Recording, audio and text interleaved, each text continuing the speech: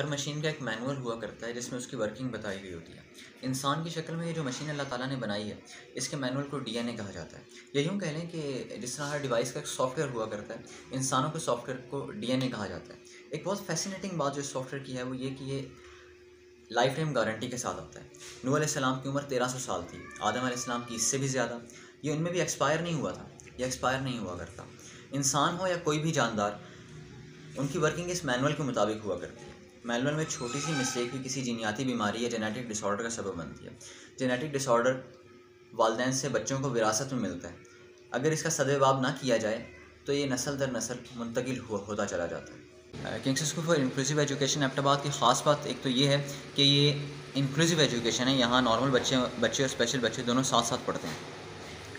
एक दूसरी स्पेशल बात यह है कि यहाँ पे हर बच्चे के लिए एक इंडिविजुअल एजुकेशन प्लान होता है under the supervision of a multi disciplinary team.